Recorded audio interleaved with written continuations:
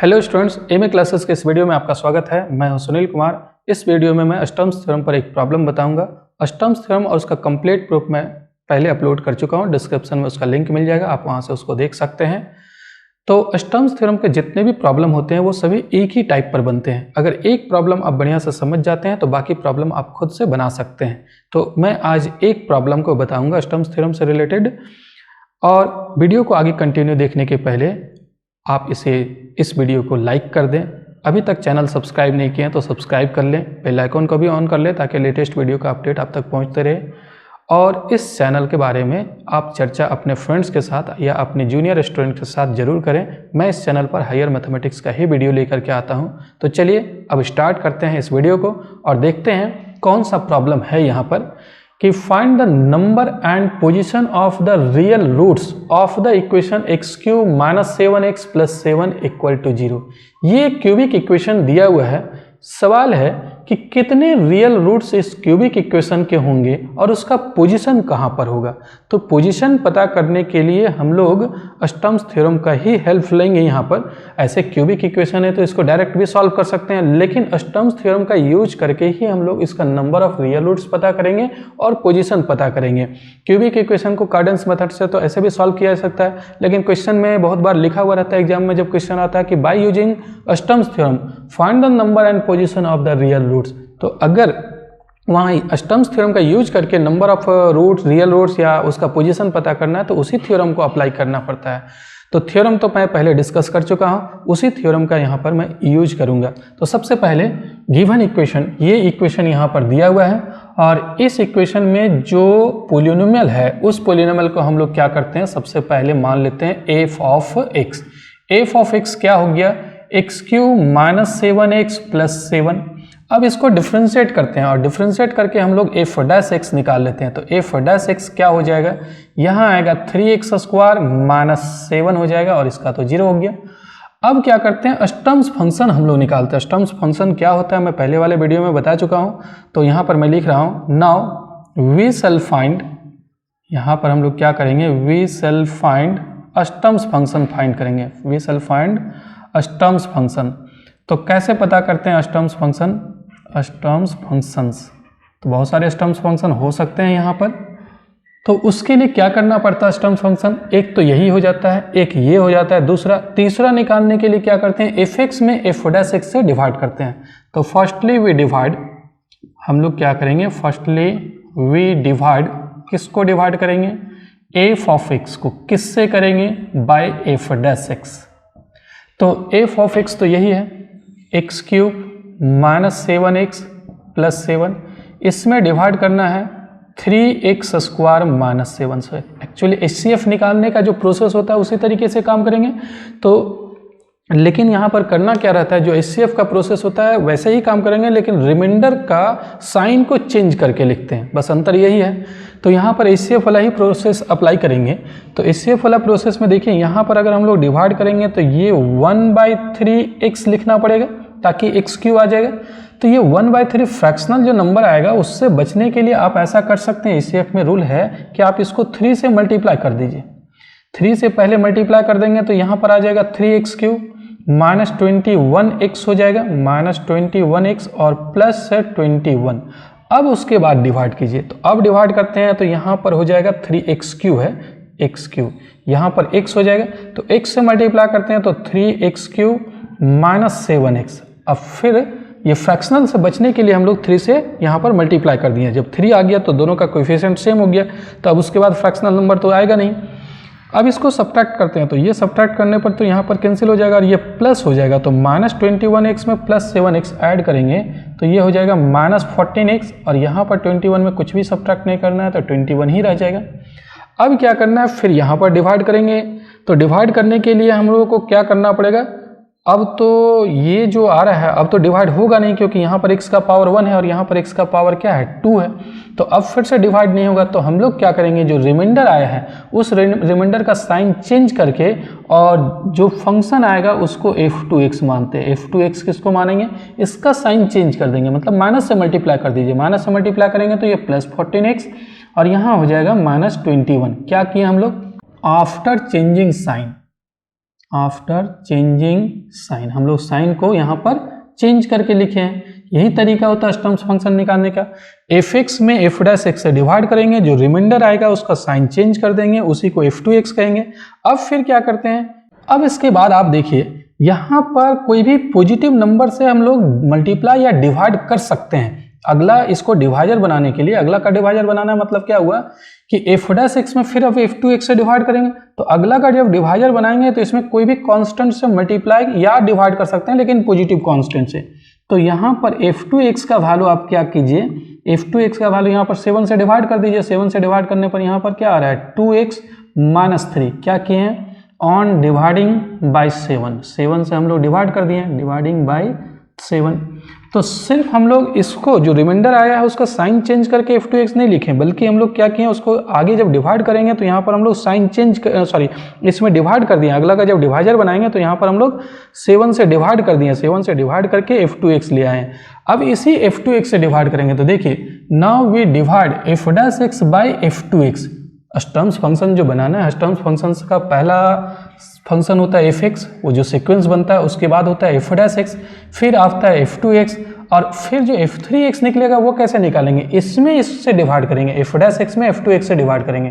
तो देखिए यहाँ पर मैं वही लिखा हूँ कि एफ डैश एक्स में एफ टू एक्स से डिवाइड करते हैं, we get f dash x है क्या, एफ डैश एक्स है 3x स्क्वायर माइनस 7। देखिए यहाँ पर लिखा हुआ है एफ डैश एक्स का वैल्यू 3x स्क्वायर माइनस 7 और एफ टू एक्स का वैल्यू 2x माइनस 3 है, तो 2x माइनस 3 से डिवाइड करेंगे।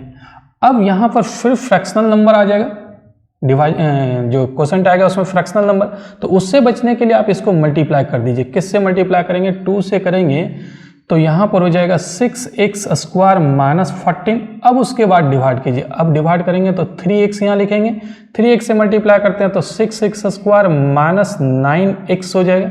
अब अगर सब्ट्रैक्ट करते हैं तो ये माइनस माइनस प्लस 9x और यहाँ पर है माइनस 14। अब फिर से आप डिवाइड करेंगे तो यहाँ पर फिर फ्रैक्शनल नंबर आ जाएगा, तो उससे बचने के लिए आप फिर से मल्टीप्लाई कर दीजिए। देखिए 2 से मल्टीप्लाई करने से हम लोग का काम चल जाएगा, अगर 2 से नहीं होता है तो 3 से करके देख सकते हैं, 4 से कर सकते हैं, फ्रैक्शनल नंबर नहीं आना चाहिए। तो यहाँ हो जाएगा 18x माइनस 28। अब अगर हम लोग डिवाइड करते हैं तो यहाँ पर 9 लिखना पड़ेगा, 9 से मल्टीप्लाई करेंगे तो 18x और माइनस 27। अब अगर इसको ऐड करते हैं तो सब्ट्रैक्ट करते हैं तो माइनस 28 और माइनस माइनस प्लस 27, तो यहाँ हो जाएगा माइनस 1। ये f3x कैसे लिखेंगे, तो देयरफॉर f3x लिखेंगे इसका साइन चेंज करके, तो ये नेगेटिव है, यहाँ पर हम लोग कर देंगे पॉजिटिव, तो f3x निकल गया। क्या किए हम लोग यहाँ पर साइन चेंज किए हैं, आफ्टर चेंजिंग साइन हम लोग साइन को चेंज किए हैं, जो रिमाइंडर आया। तो इस तरीके से अष्टम्स फंक्शंस क्या बन गया, देयरफॉर यहाँ पर हम लोग लिखेंगे देयरफॉर द सीक्वेंस ऑफ अष्टम्स फंक्शन का सीक्वेंस क्या हो जाएगा आर।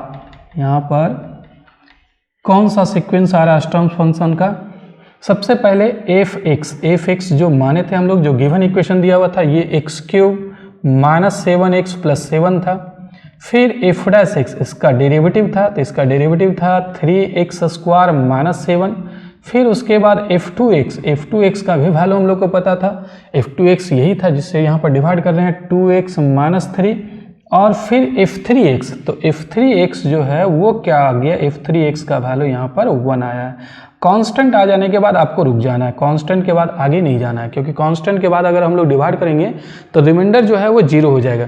अगर f3x से फिर f2x में डिवाइड करेंगे, देखिए 2x माइनस 3 है, अगर यहाँ पर हम लोग 1 से डिवाइड करते हैं तो यहाँ पर 2x लिखना पड़ेगा, यहाँ 2x हो गया, ये कैंसिल हो जाएगा -3, फिर यहाँ पर -3 से तो -3 कैंसिल हो जाएगा, रिमाइंडर 0 आ जाता है। तो 0 नहीं लाना है, रिमाइंडर 0 के पहले ही रुक जाना, अगर कोई कांस्टेंट आ गया तो वहीं पर रुक जाना है। लेकिन एक और चीज़ का ध्यान दीजिएगा, अगर जो रिमाइंडर आया है वो अगर एक परफेक्ट स्क्वायर है, किसी फंक्शन का परफेक्ट स्क्वायर, मान लीजिए x माइनस 1 का होल स्क्वायर, मान लीजिए रिमाइंडर जो आया वो ऐसा है x square minus 2x plus 1, तो x माइनस 1 का होल स्क्वायर हो जाएगा। परफेक्ट स्क्वायर आ गया तो वहीं रुक जाना है, उसके फिर बाद वाला जो है नहीं निकालना है। एक तो परफेक्ट स्क्वायर हो जाने पर, और अगर एक ऐसा आ गया जिसका रूट इमेजिनरी हो, जैसे मान लीजिए अगर ये आ गया x square plus x plus 1 ये आ गया रिमाइंडर में। तो इसका अगर आप इक्वेशन बनाइएगा, रूट निकालिएगा, तो रूट कैसे चेक कर सकते हैं कि इमेजिनरी है, बी स्क्वायर माइनस 4ac निकाल लीजिए। तो 1 का होल स्क्वायर 1 माइनस 4 इंटू ए की जगह 1 और सी की जगह 1, तो -3 आ जाएगा। तो रूट नेगेटिव, सॉरी डी जो है वो नेगेटिव आ रहा है, तो डी नेगेटिव आ रहा है, इसका मतलब रूट इमेजिनरी हो गया। तो अगर रूट भी इमेजिनरी आ जाता है, जो रिमाइंडर आ रहा है उससे इक्वेशन बनाएंगे, उसका रूट अगर इमेजिनरी आ जाता है तो फिर वहीं पर रुक जाएंगे, उससे आगे नहीं बढ़ना। तो दो चीज का ध्यान देना है, अगर ये कांस्टेंट आ रहा है तो उससे आगे नहीं जाना है। दूसरी चीज, अगर यहाँ पर कोई ऐसा फंक्शन आ जाए जो परफेक्ट स्क्वायर है तो उससे भी आगे नहीं जाना है। अगर यहाँ पर कोई ऐसा पॉलिनोमियल मिल जाए जिससे इक्वेशन बनाने पर रूट इमेजिनरी हो तो उससे आगे नहीं जाना है, तो वहीं पर रुक जाना है। तो यहाँ पर हम लोग को 4 फंक्शन मिल गया, f(x) मिल गया, f'(x) मिल गया, f2x मिल गया और f3x मिल गया। अब ये चारों का हम लोग एक टेबल बनाएंगे और साइन हम लोग चेक करेंगे। तो वो कैसे करते हैं, चलिए अब आगे बढ़ते हैं और देखते हैं। तो देखिए, जो हम लोग यहाँ पर स्टम्स फंक्शन निकाले थे f(x), f'(x), f2x, f3x, मैं यहाँ पर लिख दिया हूँ। अब now we make the sign table, एक साइन टेबल बनाते हैं। तो साइन टेबल में क्या करना है, f(x), f'(x), f2x और f3x यहाँ पर इस कॉलम में लिखना है, इसी का साइन के बारे में लिखना है और x का डिफरेंट वैल्यू यहाँ पर हम लोग लिखेंगे। तो सबसे पहला, उसके बाद एक नीचे एक रो बनाते हैं, number of changes of sign, यहाँ पर जितना साइन चेंज होगा उसके बारे में लिखेंगे। तो करना क्या है, सबसे पहला यहाँ पर आप -∞ पर निकालिएगा, तीनों का साइन क्या होगा -∞ पर। फिर उसके बाद 0 पर निकालना है और उसके बाद फिर इन्फिनिटी पर निकालना है। तो ये 3 तो काम करना ही है। अब -∞ पर f(x) का क्या साइन होगा यहाँ पर लिखेंगे।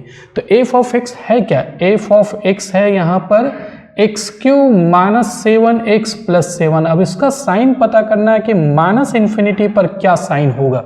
इसको साइन पता करने के लिए अगर ये ऑड है तो नेगेटिव होगा, और अगर ये पावर जो मैक्सिमम पावर है अगर वो ऑड है तो नेगेटिव होगा, और मैक्सिमम पावर अगर इवन है तो वो पॉजिटिव होगा। ये डायरेक्ट आप लिख सकते हैं। कैसे होगा जरा इसके बारे में समझ लीजिए। मान लेते हैं यहाँ से x³ कॉमन ले लीजिए।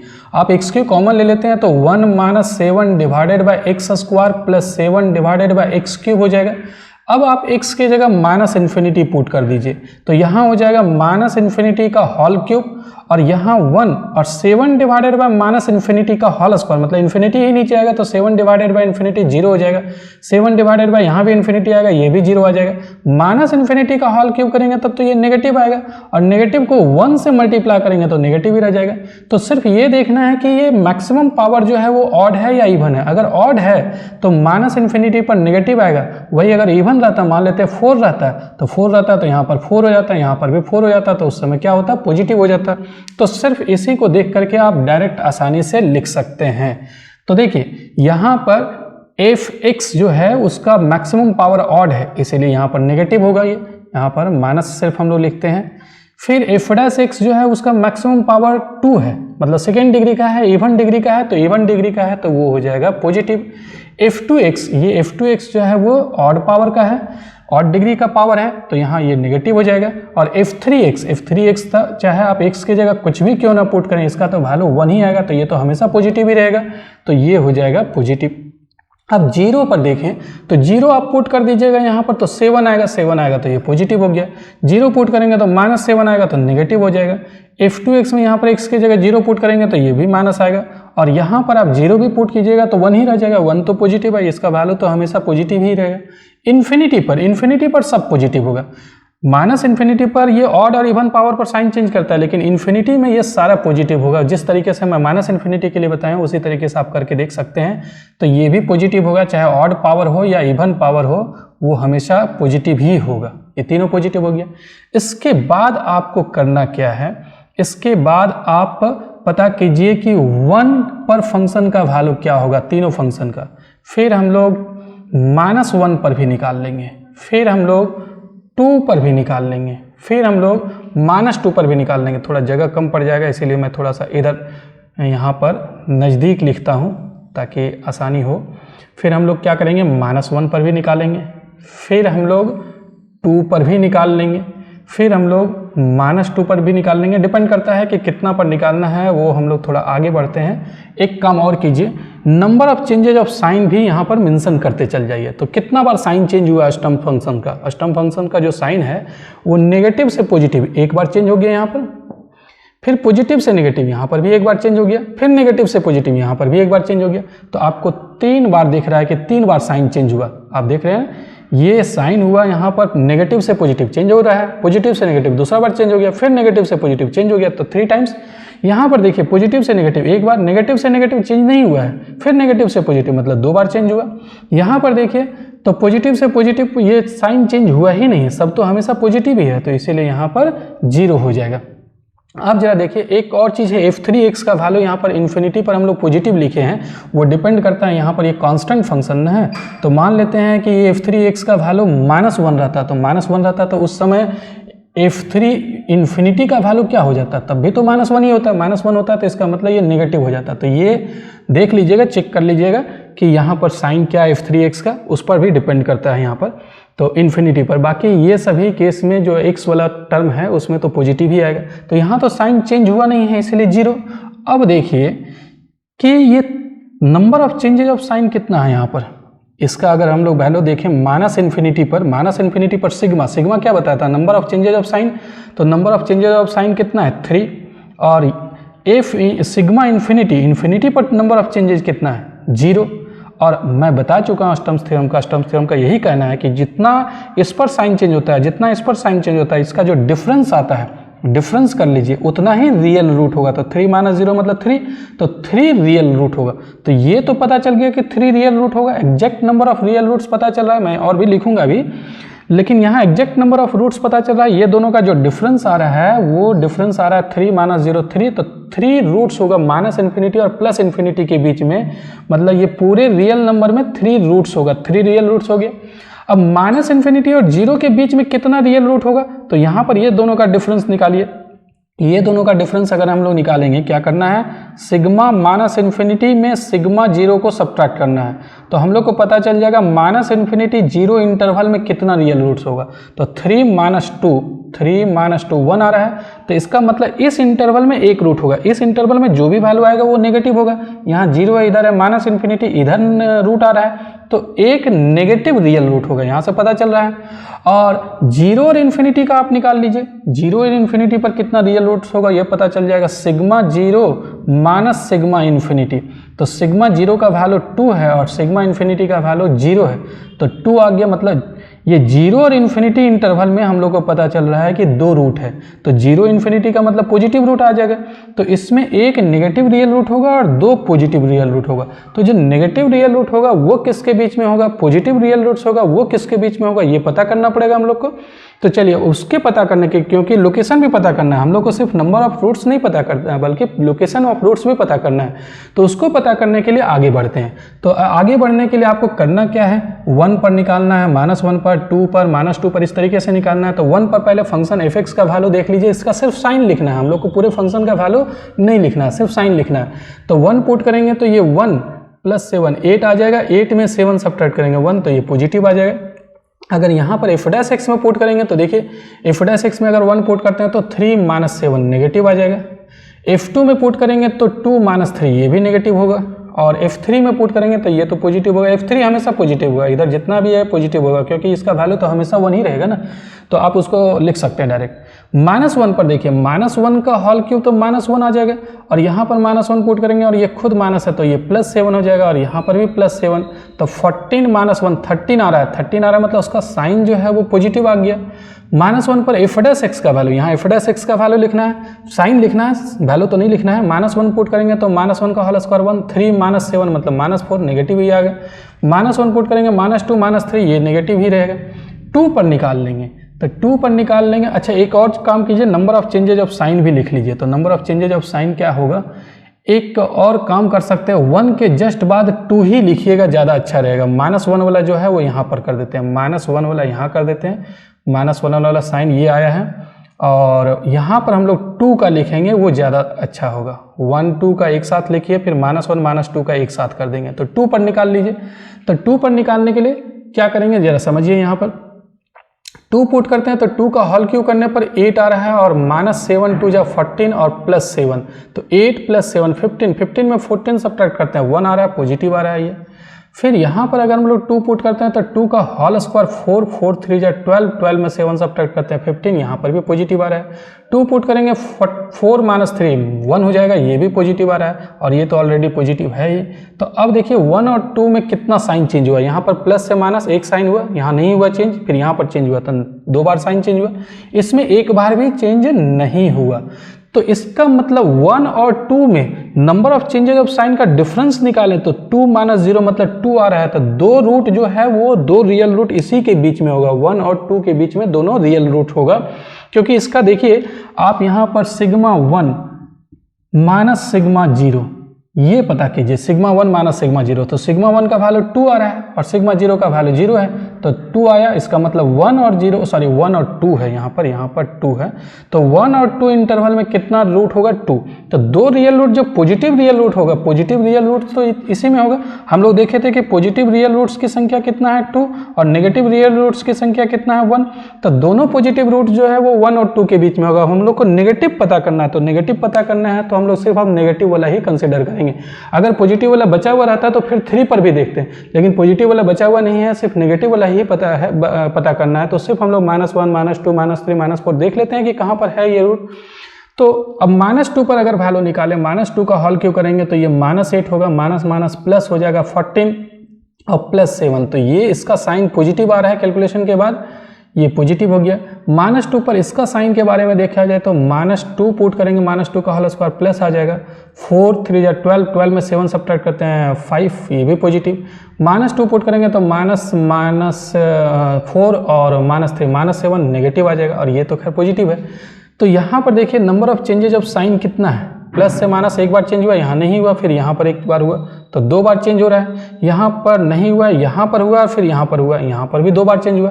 तो इसके बीच में कितना रियल रूट्स होगा, इसके इस बीच में सिग्मा -1 और सिग्मा -2 की अगर बात करें तो डिफरेंस कितना आ रहा है 2 - 2 0 आ रहा है, तो 0 आ रहा है, इसका मतलब यहाँ पर एक भी रूट नहीं होगा। अब पहले -2 का लिखिएगा फिर -1 का लिखिएगा, तो यहाँ पर एक भी रूट नहीं आएगा, -1 और -2 के बीच में रूट नहीं आएगा। तब फिर क्या करेंगे, -3 पर आइए, -3 पर भी हम लोग पता करते हैं, तो -3 पर इसका साइन चेक कीजिएगा तो ये -27 आएगा और ये माइनस माइनस प्लस हो जाएगा 21 + 7, तो ये ज़्यादा है ये कम है, तो ये आ गया पॉजिटिव।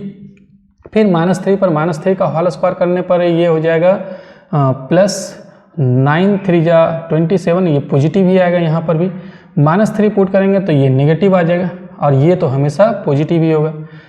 अब यहाँ पर कितना बार साइन चेंज हुआ ये देख लीजिए, यहाँ पर भी एक बार चेंज हुआ है, फिर एक बार चेंज हुआ है, यहाँ पर भी 2 ही टाइम्स हुआ है, तो भी इसका डिफरेंस 0 आ रहा है, डिफरेंस 0 आ रहा है, इसी का डिफरेंस चेक करना है। अगर इसका डिफरेंस 0 आ रहा है तो इसका मतलब इसके बीच में एक भी रूट नहीं है, इसका डिफरेंस अगर 1 आ रहा है तो इसके बीच में एक रूट होगा, तो यहाँ पर भी तो रूट नहीं है। और नेगेटिव रूट अभी हम लोग को पता नहीं चल पाया है कि कहाँ पर होगा। फिर -4 पर भी निकाल लीजिए, तो -4 पर क्या होगा, तो -4 का होल क्यूब -64 होगा, और यहाँ पर -4 पुट करते हैं तो -28 और यहाँ पर हो जाएगा +7, तो इसका मतलब -64 में ये दोनों नंबर ऐड कर देंगे तो यहाँ पर आ जाएगा नेगेटिव, ये माइनस हो जाएगा। फिर हम लोग -4 पुट करते हैं f' में, तो -4 का होल स्क्वायर 16 और 16 को 3 से मल्टीप्लाई करेंगे तो 48 और -7, मतलब यहाँ पर ये आ जाएगा पॉजिटिव। अब फिर यहाँ पर -4 पुट करते हैं तो -4 2 जा -8 और -3 नेगेटिव आ जाएगा ये। फिर अगर हम लोग f3 की बात करें तब तो ये पॉजिटिव ही रहेगा। अब आगे देखिए यहाँ पर साइन कितना बार चेंज हो रहा है, नेगेटिव से पॉजिटिव 1, पॉजिटिव से नेगेटिव 2, नेगेटिव से पॉजिटिव 3, यानी कि 3 टाइम्स चेंज हुआ। तो यहाँ पर साइन चेंजेस का डिफरेंस कितना आ रहा है 1, तो इसका मतलब एक रियल रूट इसी के बीच में होगा, नेगेटिव रियल रूट्स यहाँ पर होगा। तो हम लोग को पता चल गया कि नेगेटिव रियल रूट्स भी किस इंटरवल में होगा और पॉजिटिव रियल रूट्स भी किस इंटरवल में होगा, ये पता चल गया। तो देखिए यहाँ पर हम लोग लिखेंगे देयरफॉर सिग्मा सिग्मा इन्फिनिटी, इसका वैल्यू हम लोग देख लेते हैं। सिग्मा -इन्फिनिटी का वैल्यू 3 है और सिग्मा इन्फिनिटी का वैल्यू 0 है, तो ये दोनों का डिफरेंस 3 आ रहा है। इसका मतलब 3 रियल रूट्स होगा, एग्जैक्टली 3 रियल रूट्स होगा -इन्फिनिटी से +इन्फिनिटी इंटरवल में। ये जो इंटरवल होगा मतलब पूरे रियल नंबर में रियल नंबर के सेट में 3 रियल रूट्स होगा। तो यहाँ पर हम लोग लिख सकते हैं देयरफॉर इक्वेशन 1 हैव, जो इक्वेशन दिया हुआ था, equation 1 have exactly 3 real roots, exactly 3 real roots. तो ये पता चल गया 3 रियल रूट्स। अब हम लोग ये पता करते हैं कि उसमें से पॉजिटिव कितना होगा, नेगेटिव कितना होगा। तो पॉजिटिव पता करने के लिए आप क्या कीजिए कि सिग्मा माइनस इन्फिनिटी यहाँ पर सेंस कर दीजिए। अब यहाँ पर sense sigma minus infinity minus sigma 0 निकालिए, तो पता चल जाएगा माइनस इन्फिनिटी 0 इंटरवल में कितना रूट होगा। माइनस इन्फिनिटी 0 का मतलब हो गया यहाँ पर मान लीजिए 0 है और इधर है माइनस इन्फिनिटी, तो इस इंटरवल में मतलब नेगेटिव रूट पता चल जाएगा। तो सिग्मा माइनस इन्फिनिटी का वैल्यू आप देख रहे हैं 3 है, और इसके बाद सिग्मा 0 का वैल्यू क्या है, सिग्मा 0 का वैल्यू 2 है। तो इसका मतलब यहाँ 1 आ रहा है, तो माइनस इन्फिनिटी और 0 इंटरवल में एक रूट आएगा, दोनों का डिफरेंस 1 आया, मतलब एक सिंगल रूट होगा। नेगेटिव रियल रूट्स जो है वो 1 हो गया। तो यहाँ पर लिखेंगे therefore equation 1 have only 1 negative real roots. Negative real roots पता चल गया। अब हम लोग पता करते हैं पॉजिटिव रियल रूट्स कितना होगा। तो जब एक टोटल 3 रियल रूट्स है, एक नेगेटिव है, तो बाकी जो 2 है वो तो पॉजिटिव ही होगा। फिर भी आप यहाँ से पता कर सकते हैं सिग्मा इन्फिनिटी का वैल्यू 0 है और सिग्मा 0 का वैल्यू 2 है, ये निकाल लीजिए। सिग्मा इन्फिनिटी का वैल्यू माइनस सिग्मा 0 का वैल्यू, सिग्मा इन्फिनिटी का वैल्यू है यहाँ पर, सॉरी 0 से स्टार्ट करना है हम लोग को। क्या करना, पहले 0 आता है बाद में इन्फिनिटी आता है। तो सिग्मा 0 माइनस सिग्मा इन्फिनिटी लिखेंगे, सिग्मा 0 माइनस सिग्मा इन्फिनिटी। तो जो पहले आता है उसको पहले लिखना है और बाद वाला बाद में लिखना है। तो sigma 0 minus sigma infinity, sigma 0 का वैल्यू 2 था, सिग्मा इन्फिनिटी का वैल्यू 0 था, तो 2 आया। इसका मतलब इस इंटरवल में, कौन सा interval, 0 to infinity, 0 to infinity, मतलब यहाँ पर अगर 0 है इधर इन्फिनिटी है, तो इधर इस इंटरवल की मैं बात कर रहा हूँ, इस इंटरवल में जो भी होगा वो पॉजिटिव रूट होगा ना। तो पॉजिटिव रूट कितना हो गया, 2 पॉजिटिव रूट हो गया। तो यहाँ पर हम लोग लिखेंगे therefore equation 1 have 2 positive real roots. अब इसके बाद हम लोग क्या करेंगे, पॉजिटिव रूट्स भी पता चल गया कि 2 पॉजिटिव रूट्स होगा और 1 नेगेटिव रूट्स होगा। तो लेकिन पॉजिटिव रूट्स किस इंटरवल में बिलोंग करेगा, नेगेटिव रूट्स किस इंटरवल में बिलोंग करेगा, ये भी पता करना, पोजीशन भी पता करना है हम लोग को। तो उसको पता करने के लिए अब देखिए हम लोग 0 और 1 के बीच में रूट है या नहीं वो पता करते हैं। तो 0 में जितना डिफरेंस है, नंबर ऑफ साइन जितना चेंज हो रहा है उतना ही यहाँ पर भी चेंज हो रहा है, तो दोनों का डिफरेंस 0 आ जाएगा। तो दोनों का डिफरेंस 0 आ गया, मतलब 0 और 1 के बीच में कोई भी रूट नहीं है। फिर 1 और 2 के बीच में निकालिए, तो 1 और 2 के बीच में दोनों का डिफरेंस 0 आ रहा है, तो इसका मतलब 1 और 2 के बीच में 2 रूट होगा। तो पॉजिटिव रूट्स इसी इंटरवल में होगा 1 और 2 के बीच में। देखिए हम लोग क्या करेंगे, सिग्मा 1 माइनस सिग्मा 2, सिग्मा 1 का वैल्यू 2, यहाँ देखिए सिग्मा 1 का वैल्यू 2 है और सिग्मा 2 का वैल्यू 0 है, यही दोनों का डिफरेंस निकालते हैं। तो यहाँ मैं लिख रहा हूँ since sigma 1 minus sigma 2, sigma 1 और सिग्मा 2 का डिफरेंस हम लोग ले लेते हैं। तो सिग्मा 1 का वैल्यू 2 था, सिग्मा 2 का वैल्यू 0 था, तो 2। तो इस इंटरवल में रूट की संख्या क्या हो गया, 2। देयरफॉर पॉजिटिव रूट्स, पॉजिटिव, या ऐसा करते हैं therefore equation 1 have 2 roots in interval 1 to 2।